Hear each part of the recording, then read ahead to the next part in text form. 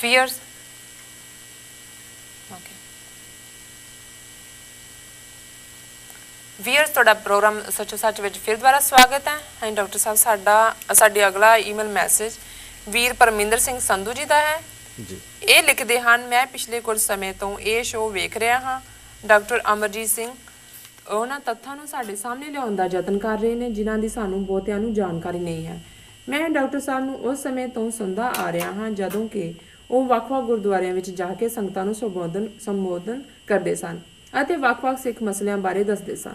ਮੈਨੂੰ ਪਤਾ ਹੈ ਕਿ ਤੁਸੀਂ ਆਪਣੇ ਪ੍ਰੋਗਰਾਮਾਂ ਨੂੰ YouTube ਚੈਨਲ ਤੇ ਪਾਉਂਦੇ ਹੋ, ਪਰ ਜੇ ਤੁਹਾਡੀ ਟੀਮ ਇਸ ਪ੍ਰੋਗਰਾਮ ਦੀ ਆਡੀਓ ਜਾਂ MP3 ਸੀਰੀਜ਼ ਵੀ ਬਣਾਏ ਤਾਂ ਡਰਾਈਵ ਕਰਦਿਆਂ ਜਾਂ ਹੋਰ ਕੰਮ ਧੰਦੇ ਕਰਦਿਆਂ ਵੀ ਸੰਗਤਾਂ ਇਸ ਨੂੰ ਸੁਣ ਸਕਦੀਆਂ ਹਨ। ਮੈਂ ਇਸ ਪ੍ਰੋਗਰਾਮ ਦੀਆਂ ਆਡੀਓਜ਼ ਬਣਾ ਕੇ ਲੋਕਲ ਸੰਗਤਾਂ ਤੱਕ ਪਹੁੰਚਾਉਣ ਦਾ ਯਤਨ ਕਰ ਰਿਹਾ ਹਾਂ ਤਾਂ ਕਿ ਇਸ ਨੂੰ ਉਹ ਵੀ ਸੁਣ ਸਕਣ ਜਿਨ੍ਹਾਂ ਦੀ ਇੰਟਰਨੈਟ ਤੱਕ ਪਹੁੰਚ ਨਹੀਂ ਹੈ।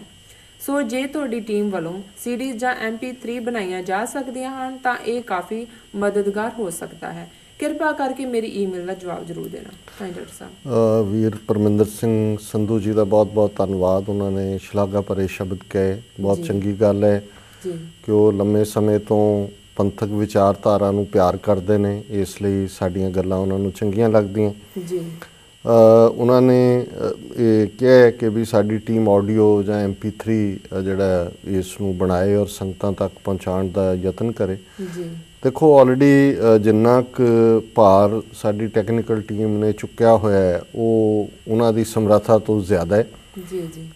ਈਵਨ ਅਪਲੋਡ ਕਰਨਾ ਵੀ YouTube ਤੇ ਵੀ ਵਕਤ ਲੈਣ ਵਾਲਾ ਔਰ ਇੱਕ ਫੁੱਲ ਟਾਈਮ ਕੰਮ ਹੀ ਬਣ ਜਾਂਦੇ ਜੀ। ਸੋ ਵੀਰ ਜਿਵੇਂ ਪਰਮਿੰਦਰ ਸਿੰਘ ਹੋਰਾਂ ਨੇ ਕਿਹਾ ਵੀ ਉਹ ਸੰਗਤ ਦੀ ਲੋਕਲ ਦੇ ਵਿੱਚ ਆਡੀਓ ਜਾਂ MP3 ਕਰਕੇ ਪਹੁੰਚਾਉਂਦੇ ਨੇ ਜੀ ਜੀ। ਸੋ ਅਸੀਂ ਐਪਰੀਸ਼ੀਏਟ ਕਰਾਂਗੇ ਜੇ ਇਸ ਨੂੰ ਉਹ ਥੋੜ੍ਹੇ ਹੋਰ ਵੱਡੇ ਪੈਮਾਨੇ 'ਤੇ ਕਰਨ ਔਰ ਸਾਡੇ ਨਾਲ ਰਾਬਤਾ ਵੀ ਕਰ ਸਕਦੇ ਨੇ, ਹੋਰ ਥਾਵਾਂ 'ਤੇ ਵੀ ਇਹਨੂੰ ਪਹੁੰਚਾਇਆ ਜਾ ਸਕਦਾ ਜੀ ਜੀ। ਬਾਕੀ ਜਿਹੜੇ ਵੀਰ ਇਸ ਪ੍ਰੋਗਰਾਮ ਨੂੰ ਨਾਲੋਂ ਨਾਲ ਰੇਡੀਓ ਦੇ ਉੱਤੇ ਬਾਦਸ਼ਾਹ ਜਾਂ ਬਾਗੀ, ਕੌਮੀ ਆਵਾਜ਼ ਆਸਟ੍ਰੇਲੀਆ ਤੋਂ ਔਰ ਹੋਰ ਵੀ ਜਿਹੜੇ ਨੇ ਕੁਛ ਰੇਡੀਓ ਸਟੇਸ਼ਨ ਇਸ ਨੂੰ ਕਰਦੇ ਨੇ, ਉਹ ਵੀ ਯਤਨ ਇਹੀ ਹੈ ਵੀ ਜਿਨ੍ਹਾਂ ਦੇ ਕੋਲ ਵਕਤ ਨਹੀਂ ਹੈ ਜਾਂ ਇੰਟਰਨੈਟ ਤੱਕ ਐਕਸੈਸ ਨਹੀਂ ਹੈ ਉਹ ਇਸ ਨੂੰ ਆਪਣਾ ਡਰਾਈਵ ਕਰਦੇ ਆ, ਕੰਮ ਕਰਦੇ ਆ, ਦੇਖ ਸੁਣ ਸਕਣ।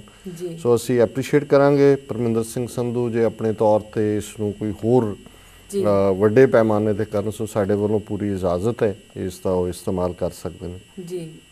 ਸਾਡਾ ਅਗਲਾ ਈਮੇਲ ਮੈਸੇਜ ਟੋਰਾਂਟੋ ਤੋਂ ਮੰਨੂ ਗਿੱਲ ਜੀ ਦਾ ਹੈ। ਇਹ ਲਿਖਦੇ ਹਨ, ਡਾਕਟਰ ਸਾਹਿਬ ਅਤੇ ਨੀਲਮ ਕੌਰ ਜੀ, ਵਾਹਿਗੁਰੂ ਜੀ ਕਾ ਖਾਲਸਾ ਵਾਹਿਗੁਰੂ ਜੀ ਕੀ ਫਤਿਹ। ਇੱਕ ਭਾਰਤੀ ਮੂਲ ਦਾ ਗੈਰ ਸਿੱਖ ਜਿਹੜਾ ਕਿ ਕੈਨੇਡਾ ਵਿੱਚ ਵਸਿਆ ਹੋਇਆ ਹੈ ਭਾਰਤ ਤੋਂ ਬਿਲਕੁਲ ਵੀ ਸੰਤੁਸ਼ਟ ਨਹੀਂ ਹੈ। ਉਹ ਜਦੋਂ ਪਿੱਛੇ ਜੇ ਭਾਰਤ ਗਿਆ ਤਾਂ ਉਸਨੇ ਆ ਕੇ ਕਿਹਾ ਕਿ ਉਹ ਮੁੜ ਕਦੀ ਭਾਰਤ ਨਹੀਂ ਜਾਵੇਗਾ। ਇਸ ਦਾ ਕਾਰਨ ਉਸਨੇ ਦੱਸਿਆ ਕਿ ਭਾਰਤ ਤਾਂ ਬਲਾਤਕਾਰੀਆਂ ਅਪਰਾਧੀਆਂ ਦੀ ਰਾਜਧਾਨੀ ਬਣ ਚੁੱਕਾ ਹੈ। ਪੁਲਿਸ ਵੀ ਅਪਰਾਧੀਆਂ ਦੇ ਨਾਲ ਰਲੀ ਹੋਈ ਹੈ। ਚਾਰ ਚੁਫੇਰੇ, ਚੋਰੀ ਚਕਾਰੀ ਅਤੇ ਭ੍ਰਿਸ਼ਟਾਚਾਰ ਦਾ ਬੋਲਬਾਲਾ ਹੈ।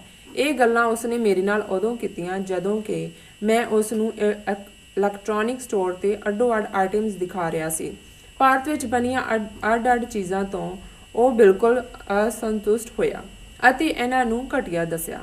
ਮੈਂ ਪੰਜਾਬ ਤੋਂ ਸਟੂਡੈਂਟ ਵੀਜ਼ੇ ਤੇ ਕੈਨੇਡਾ ਆਇਆ ਹੋਇਆ ਹਾਂ ਅਤੇ ਉੱਥੇ ਮੈਂ ਬਹੁਤ ਕੁਝ ਵੇਖਿਆ ਹੈ। ਮੈਂ ਇੱਥੇ ਇੱਕ ਗਿਫਟ ਸ਼ਾਪ ਤੇ ਸੇਲਜ਼ਮੈਨ ਦਾ ਕੰਮ ਕਰਦਾ ਹਾਂ। ਜਿਸ ਬੀਬੀ ਗੁਰਲੀਨ ਕੌਰ ਨੇ ਭਾਰਤ ਦੀ ਸਥਿਤੀ ਸੰਬੰਧੀ ਤੁਹਾਨੂੰ ਕੁਝ ਮਹੀਨੇ ਪਹਿਲਾਂ ਪੱਤਰ ਲਿਖਿਆ ਸੀ, ਉਹ ਵੀ ਇਸੇ ਸਟੋਰ ਤੇ ਕੰਮ ਕਰਦੀ ਹੈ। ਮੇਰੇ ਅੰਕਲ ਨੇ ਉਸ ਨੂੰ ਤੁਹਾਡੇ ਪ੍ਰੋਗਰਾਮ ਸੰਬੰਧੀ ਵੇਰਵੇ ਨਾਲ ਦੱਸਿਆ ਸੀ। ਹਰ ਇੱਕ ਨੂੰ ਜੜਾ ਅਖੌਤੀ ਮਹਾਨ ਭਾਰਤ ਤੋਂ ਸਤਿਆ ਹੋਇਆ ਹੈ। ਤੁਹਾਡਾ ਪ੍ਰੋਗਰਾਮ ਜ਼ਰੂਰ ਵੇਖਣਾ ਚਾਹੀਦਾ ਹੈ। ਅਖੀਰ ਵਿੱਚ ਮੈਂ ਫਤਿਹ ਗਜਾਉਂਦਾ ਹਾਂ। ਖਾਲਿਸਤਾਨ ਜਿੰਦਾਬਾਦ। ਵੀਰ ਮੰਨੂ ਗਿੱਲ ਜੀ ਦਾ ਬਹੁਤ-ਬਹੁਤ ਧੰਨਵਾਦ ਜਿਨ੍ਹਾਂ ਨੇ ਸਾਨੂੰ ਟੋਰਾਂਟੋ ਤੋਂ ਲਿਖਿਆ। ਬੇਸ਼ੱਕ ਉਹ ਸਟੂਡੈਂਟ ਵੀਜ਼ੇ 'ਤੇ ਆਏ ਨੇ ਜੀ, ਪਰ ਮਿਹਨਤ ਵੀ ਕਰਦੇ ਨੇ, ਪੰਥ ਨਾਲ ਪਿਆਰ ਵੀ ਕਰਦੇ ਨੇ ਜੀ। ਔਰ ਉਹਨਾਂ ਨੇ ਆਪਣਾ ਅਨੁਭਵ ਵੀ ਦਿੱਤਾ ਹੈ ਕਿ ਕਿਸੇ ਗੈਰ ਸਿੱਖ ਨੇ ਜਿਹੜਾ ਕਿ ਭਾਰਤ ਗਿਆ, ਕਾਫੀ ਸਾਲਾਂ ਬਾਅਦ ਗਿਆ ਹੋਏਗਾ, ਉੱਥੋਂ ਹੀ ਆਇਆ ਜੀ ਜੀ। ਔਰ ਉਹਨੇ ਜਾ ਕੇ ਜੋ ਦੇਖਿਆ ਉਸਨੇ ਇਹ ਕਿਹਾ ਕਿ ਮੈਂ ਦੁਬਾਰਾ ਉੱਥੇ ਕਦੇ ਨਹੀਂ ਜਾਣਾ ਹੈ। ਉੱਥੇ ਕ੍ਰਿਮੀਨਲਸ ਨੇ, ਜ਼ਬਰ ਜਨਾਹ ਹੋ ਰਿਹਾ ਹੈ, ਕਰਪਸ਼ਨ ਹੈ ਜੀ ਜੀ। ਔਰ ਇਹ ਗੱਲ ਬਿਲਕੁਲ ਠੀਕ ਹੈ। ਇਹਨੂੰ ਸਿਰਫ ਜਦੋਂ ਅਸੀਂ ਭਾਰਤ ਬਾਰੇ ਸਿੱਖ ਨੁਕਤਾ ਨਿਗਾਹ ਤੋਂ ਗੱਲ ਕਰਦੇ ਹਾਂ ਤਾਂ ਸ਼ਾਇਦ ਕੁਛ ਨੂੰ ਲੱਗਦਾ ਹੋਏਗਾ ਵੀ ਸਾਡਾ ਕੋਈ ਬਾਇਸ ਹੈ। ਇਹ ਠੀਕ ਹੈ ਵੀ ਸਾਡਾ ਇਹ ਬਾਇਸ ਤਾਂ ਹੈ ਵੀ ਅਸੀਂ ਕੌਮੀ ਘਰ ਚਾਹੁੰਦੇ ਹਾਂ ਔਰ ਅਸੀਂ ਜੂਨ 84 ਤੋਂ ਬਾਅਦ ਇਹਨਾਂ ਦੇ ਨਾਲ ਨਹੀਂ ਰਹਿਣਾ ਚਾਹੁੰਦੇ ਜੀ ਜੀ। ਲੇਕਿਨ ਜਿਹੜੀ ਭਾਰਤ ਦੀ ਅੰਦਰੂਨੀ ਸਥਿਤੀ ਹੈ, ਜੀ ਮੈਨੂੰ ਦੱਸਿਆ ਗਿਆ TV 84 ਨਿਊਜ਼ ਵੱਲੋਂ ਕਿ ਅੱਜ ਜਿਹੜਾ 9:30 ਤੋਂ 10 TV 84 ਨਿਊਜ਼ ਸ਼ੋਅ ਹੁੰਦਾ ਹੈ, ਜੀ ਉਹਦੇ 'ਚ ਮਿਸਟਰ ਸ਼ਸ਼ੀਕਾਂਤ ਜਿਹੜੇ ਕਿ ਸਿੱਖ ਨਹੀਂ ਨੇ, ਜੀ ਇਹ ਡਾਇਰੈਕਟਰ ਜਨਰਲ ਪੁਲਿਸ ਪ੍ਰਿਜ਼ਨਸ ਰਹੇ ਨੇ ਪੰਜਾਬ 'ਚ, ਉਹ ਆ ਰਹੇ ਨੇ। ਜੀ ਔਰ ਇਹ ਸ਼ਸ਼ੀਕਾਂਤ ਨੇ ਜਿਨ੍ਹਾਂ ਨੇ ਪਿਛਲੇ ਦਿਨਾਂ 'ਚ ਪ੍ਰੈਸ ਕਲੱਬ ਚੰਡੀਗੜ੍ਹ ਦੇ ਵਿੱਚ ਪ੍ਰੈਸ ਕਾਨਫਰੰਸ ਕਰਕੇ ਕਿਹਾ ਕਿ 10 ਪੋਲੀਟੀਸ਼ੀਅਨ ਨੇ ਪੰਜਾਬ ਦੇ ਵਿੱਚ ਜਿਨ੍ਹਾਂ ਦੇ ਵਿੱਚ ਅਕਾਲੀ, ਕਾਂਗਰਸ ਔਰ ਦੂਸਰੀਆਂ ਪਾਰਟੀਆਂ ਦੇ ਲੋਕ ਸ਼ਾਮਲ ਨੇ, ਜਿਹੜੇ ਕਿ ਪੰਜਾਬ ਦੇ ਸਾਰੇ ਡਰੱਗ ਮਾਫੀਆ ਨੂੰ ਕੰਟਰੋਲ ਕਰਦੇ ਨੇ ਔਰ ਕ੍ਰਿਮੀਨਲਸ, ਬਿਊਰੋਕਰੈਟਸ, ਲੀਡਰਸ ਇਹ ਰਲੇ ਹੋਏ ਨੇ। ਜੀ ਹੁਣ ਉਹਨਾਂ ਨੇ ਕਲੀਨ ਕਰਨ ਦਾ ਆਪਰੇਸ਼ਨ ਯਾਤਰਾ ਸ਼ੁਰੂ ਕਰਨ ਦੀ ਕੋਈ ਉਹਨਾਂ ਦੀ ਪਲੈਨਿੰਗ ਹੈ। ਜੀ ਸੋ ਹੁਣ ਸ਼ਸ਼ੀਕਾਂਤ ਹੋਰਾਂ ਦੀ ਤਾਂ ਕੋਈ ਖਾਲਿਸਤਾਨ ਨਾਲ ਹਮਦਰਦੀ ਨਹੀਂ ਹੈ ਜਾਂ ਕੋਈ ਉਹ ਖਾਲਿਸਤਾਨ ਨਹੀਂ ਬਣਾਉਣਾ ਚਾਹੁੰਦੇ, ਜੀ ਜੀ ਬਿਲਕੁਲ। ਪਰ ਇਸ ਲੈਵਲ ਦਾ ਬੰਦਾ ਜਿਹੜਾ ਕਿ ਅੱਪਰ ਲੈਵਲ ਤੱਕ ਜਿਹਨੂੰ ਪਤਾ ਹੈ ਇਨਸਾਈਡ, ਔਰ ਜਦੋਂ ਉਹ ਸਰਵਿੰਗ ਆਫੀਸਰ ਵੀ ਸੀ ਉਦੋਂ ਵੀ ਉਹਨਾਂ ਨੇ ਕਿਹਾ ਵੀ ਜੇਲ੍ਹ ਦੇ ਵਿੱਚ ਡਰੱਗਸ ਕਿਵੇਂ ਪਹੁੰਚਦੀਆਂ, ਕੌਣ ਪਹੁੰਚਾਉਂਦਾ ਹੈ। ਅੱਜ ਜਦੋਂ ਅਸੀਂ ਫਿਗਰਸ ਦੀ ਗੱਲ ਕਰਦੇ ਹਾਂ, ਪੰਜਾਬ 'ਚ 60% ਤੋਂ ਜ਼ਿਆਦਾ ਮੁੰਡੇ, 50% ਤੋਂ ਜ਼ਿਆਦਾ ਬੱਚੀਆਂ ਜੀ ਡਰੱਗਸ ਦਾ ਸ਼ਿਕਾਰ। ਕੌਣ ਲਿਆ ਰਿਹਾ ਡਰੱਗਸ? ਜੀ ਪੰਜਾਬ ਔਰ ਪਾਕਿਸਤਾਨ ਜਿਹਦੇ ਨਾਲ ਬਾਰਡਰ ਲੱਗਦਾ ਹੈ, ਵਾਹਗਾ ਜਾਂ ਹੁਸੈਨੀਵਾੜਾ, ਜੀ ਉਹ ਤਾਂ ਬਾਬਡ ਤਾਰ ਹੈ। ਉੱਥੋਂ ਕੋਈ ਪਰਿੰਦਾ, ਕੋਈ ਚਰਿੰਦਾ ਉੱਥੋਂ ਗੁਜ਼ਰ ਨਹੀਂ ਸਕਦਾ, ਕਰੰਟ ਛੱਡਿਆ ਹੁੰਦਾ ਹੈ। ਜੀ, ਤੇ ਜੀ। ਕਿਵੇਂ ਇਹ ਡਰੱਗਸ ਪੰਜਾਬ ਦੇ ਵਿੱਚ ਆ ਰਹੀਆਂ ਨੇ? ਜੀ ਜੀ ਸੋ ਜ਼ਾਹਰ ਹੈ ਕਿ ਜਦੋਂ ਤੁਸੀਂ ਕੋਈ ਇੱਕ ਕਲਚਰ ਨੂੰ, ਇੱਕ ਕੌਮ ਨੂੰ ਤਬਾਹ ਕਰਨ ਦੇ ਲਈ ਕੋਈ ਹੱਥਕੰਡੇ ਅਪਣਾਓਗੇ, ਅਮਰੀਕਾ ਦੇ ਵਿੱਚ ਇਹ ਹਾਲਾਂ ਪਤਾ ਨਹੀਂ ਕਿੰਨੀ ਕੁ ਗੱਲ ਠੀਕ ਹੈ, ਜੀ ਜੀ ਲੇਕਿਨ ਅਫਰੀਕਨ ਅਮਰੀਕਨ ਜਿਹੜੇ ਮੂਲ ਦੇ ਲੋਕ ਨੇ ਜੀ ਉਹ ਇਹ ਸਮਝਦੇ ਨੇ ਵੀ ਡਰੱਗਸ ਜਦੋਂ ਅਮਰੀਕਾ ਦੇ ਵਿੱਚ ਆਈਆਂ, ਇਨਫੈਕਟ ਬਲੈਕ ਨੇਬਰਹੁੱਡਸ ਦੇ ਵਿੱਚ ਲਿਆਂਦੀਆਂ ਗਈਆਂ ਔਰ ਉਹਨਾਂ ਨੂੰ ਤਬਾਹ ਕਰਨ ਦੇ ਲਈ ਸੀ। ਹੁਣ ਅੱਜ ਅਮਰੀਕਾ ਦੀ ਸਭ ਤੋਂ ਵੱਡੀ ਪਰੇਸ਼ਾਨੀ ਜਿਹੜੀ ਹੈ, ਕਿੰਨੀ ਕੁ ਦੇਰ ਤੁਸੀਂ ਉਹਨਾਂ ਨੂੰ ਬਲੈਕਸ ਤੱਕ ਰੱਖ ਸਕਦੇ ਸੀ? ਅਲਟੀਮੇਟਲੀ ਸਾਰੇ ਉਹਦਾ ਸ਼ਿਕਾਰ ਨੇ। ਅੱਜ ਸਪੈਨਿਸ਼ ਹੋਣ, ਏਸ਼ੀਅਨ ਹੋਣ, ਇੱਥੇ ਸਕੂਲਾਂ ਦੇ ਵਿੱਚ ਜੋ ਮਾਹੌਲ ਹੈ। ਜੀ ਜੀ ਸੋ ਅਸੀਂ ਸਮਝਦੇ ਹਾਂ ਵੀ ਇਹ ਜਿਹੜਾ ਕਰਪਟ ਕਲਚਰ ਜਿਹੜਾ ਕਾਂਗਰਸ ਨੇ ਰੂਲ 47 ਤੋਂ ਬਾਅਦ ਲੈ ਕੇ, ਪਹਿਲਾਂ ਥੋੜੇ ਲੈਵਲ ਦੀ ਕਰਪਸ਼ਨ ਸੀ, ਨਹਿਰੂ ਦੇ ਵੇਲੇ ਇੰਟੈਲੈਕਚੁਅਲ ਕਰਪਸ਼ਨ, ਬੇਈਮਾਨੀ, ਜੀ ਇਨਜਸਟਿਸ। ਅੱਜ ਹਾਲ ਇਹ ਹੈ ਵੀ ਜਿਹੜੇ ਉਹ ਦੋ ਪਿਓ ਪੁੱਤਰ ਵਕੀਲਾਂ ਦੀ ਟੀਮ ਹੈ, ਸ਼ਾਇਦ ਸ਼ਸ਼ੀ ਭੂਸ਼ਣ ਤੇ ਇੱਕ ਹੋਰ ਭੂਸ਼ਣ ਹੈ, ਜੀ ਉਹਨੇ ਕਿਹਾ ਸੀ ਪਿੱਛੇ ਜੇ ਕਿ ਵੀ ਜੇ 10 ਸੁਪਰੀਮ ਕੋਰਟ ਦੇ ਚੀਫ ਜਸਟਿਸ ਨੇ ਰਿਟਾਇਰ ਹੋਏ ਨੇ ਪਿਛਲੇ ਪੀਰੀਅਡ, 7 ਕਰਪਟ ਸੀ। ਜੀ ਉਹ ਆਰਮੀ ਦਾ ਹਾਲ ਇਹ ਹੈ ਕਿ ਉਹ ਤਿਆਗੀ ਵਰਗਾ ਬੰਦਾ ਜਿਹੜਾ ਚੀਫ ਰਿਹਾ 에ਅਰ ਫੋਰਸ ਦਾ, ਉਹ ਡਾਇਰੈਕਟ ਕਮਿਸ਼ਨ ਖਾ ਰਿਹਾ, ਜਿਹੜੀ ਆਰਮੀ ਕਦੇ ਕੰਸੀਡਰ ਹੁੰਦੀ ਸੀ ਜੀ ਕਲੀਨ। ਹੁਣ ਇਹ ਜਿਸ ਲੈਵਲ ਤੱਕ ਕਰਪਸ਼ਨ ਹੋਏ, ਕ੍ਰਾਈਮ, ਅੱਜ ਵੀ ਜਿਹੜੀਆਂ ਅੱਜ ਜਾਂ ਕੱਲ੍ਹ ਦੀ ਖਬਰ ਹੈ ਵੀ ਦਿੱਲੀ ਦੇ ਵਿੱਚ ਹੀ 2 ਸ਼ਾਇਦ ਉਜ਼ਬੇਕਿਸਤਾਨ ਕਿ ਕਿੱਥੋਂ ਦੇ ਮੂਲ ਦੀਆਂ ਬੀਬੀਆਂ ਜਿਹੜੀਆਂ ਨੇ ਉਹਨਾਂ ਦੇ ਨਾਲ ਮਾਸ ਰੇਪ ਹੋਇਆ।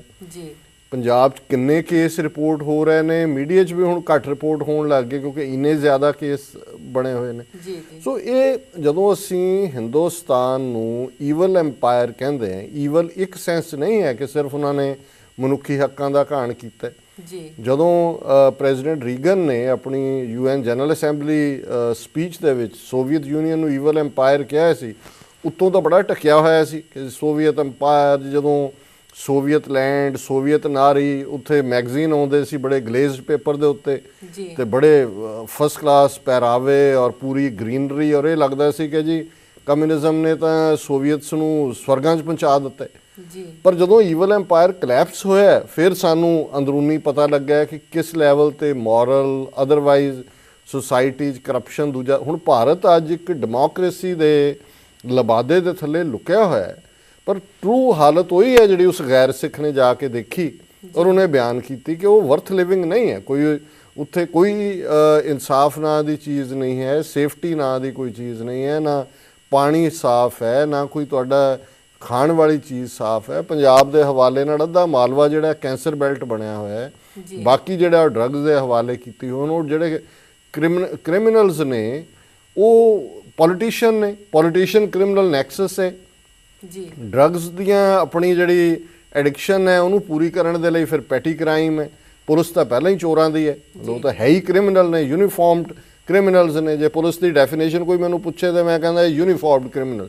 ਇਹ ਕ੍ਰਿਮੀਨਲ ਉਹ ਨੇ ਜਿਨ੍ਹਾਂ ਨੇ ਯੂਨੀਫਾਰਮ ਨਹੀਂ ਪਾਈ ਹੋਈ, ਉਹਨਾਂ ਨੇ ਪਾਈ ਹੋਈ ਹੈ। ਜੀ ਜੀ ਸੋ ਇਹਨਾਂ ਦੀ ਗੱਲ ਬਿਲਕੁਲ ਠੀਕ ਹੈ ਕਿ ਉਹ ਜਿਹੜਾ ਬਿਲਕੁਲ ਉਹ ਵਰਥ ਲਿਵਿੰਗ ਨਹੀਂ ਹੈ। ਜੀ ਤੇ ਅਲਟੀਮੇਟਲੀ ਸੋਲੂਸ਼ਨ ਕੀ ਹੈ? ਸੋਵੀਅਤ ਯੂਨੀਅਨ ਜਿਵੇਂ ਟੁੱਟਿਆ, ਲੋਕਾਂ ਦੀ ਜਾਨ ਛੁੱਟੀ, ਚਲੋ ਛੋਟੇ ਨੇ ਵੱਡੇ ਨੇ 15 ਦੇਸ਼ ਬਣੇ, ਕੋਈ ਡੈਮੋਕ੍ਰੇਸੀ 'ਚ ਆ ਗਿਆ, ਕੋਈ ਵਾਪਸ ਚਲਾ ਗਿਆ, ਉਹ ਲੱਗੇ ਹੋਏ ਨੇ। ਇਹੀ ਸੋਲੂਸ਼ਨ ਇੱਥੇ ਹੈ ਜਦੋਂ ਤੱਕ ਇਹ ਹੈਜੇਮੋਨਿਕ ਸੈਂਟਰਲਾਈਜ਼ਡ ਇੰਡੀਅਨ ਸਿਸਟਮ ਟੁੱਟਦਾ ਨਹੀਂ ਹੈ, ਕਿਸੇ ਵੀ ਜਿਹੜਾ ਪ੍ਰੋਬਲਮ ਹੈ ਉਹਦਾ ਹੱਲ ਨਹੀਂ ਹੋਣਾ। ਔਰ ਸਿੱਖਾਂ ਦੇ ਲਈ ਤਾਂ ਅਲਟੀਮੇਟਲੀ ਜਿਹੜਾ ਸਾਡਾ ਆਪਣਾ ਖਾਲਿਸਤਾਨ ਦੀ ਕਾਇਮੀ ਹੈ, ਜਿਹਦੇ 'ਚ ਅਸੀਂ ਉਸ ਨੂੰ ਇੱਕ ਆਈਡੀਅਲ ਸਟੇਟ ਦੇ ਤੌਰ ਤੇ ਦੇਖਦੇ ਹਾਂ, ਜਿਹੜਾ ਸਾਡੇ ਗੁਰੂ ਸਾਹਿਬਾਨ ਨੇ ਆਈਡੀਅਲ ਦਿੱਤਾ ਜੀ। ਸੋ ਅਸੀਂ ਸਮਝਦੇ ਹਾਂ ਕਿ ਵੀ ਇਹਨਾਂ ਨੇ ਬਿਲਕੁਲ ਠੀਕ ਆਪਣੀ ਆਬਜ਼ਰਵੇਸ਼ਨ ਦਿੱਤੀ ਹੈ ਜੀ। ਉਸ ਯਾਤਰੂ ਵੱਲੋਂ ਆਈ ਗੱਲ ਤੇ ਮੰਨੂ ਗਿੱਲ ਹੋਰਾਂ ਦਾ ਬਹੁਤ ਬਹੁਤ ਧੰਨਵਾਦ ਜੀ। ਮੈਂ ਡਾਕਟਰ ਸਾਹਿਬ ਅਗਲਾ ਮੈਸੇਜ ਪੜ੍ਹਨ ਤੋਂ ਪਹਿਲਾਂ ਮੈਂ ਬ੍ਰੇਕ ਤੇ ਜਾਣਾ ਚਾਹਾਂਗੀ। ਵੀਰ ਤੁਸੀਂ ਸਾਡੇ ਨਾਲ ਇਸ ਤਰ੍ਹਾਂ ਹੀ ਜੁੜੇ ਰਹੋ, ਮਿਲਦੇ ਹਾਂ ਆਫਟਰ ਦਿਸ ਸ਼ਾਰਟ ਬ੍ਰੇਕ।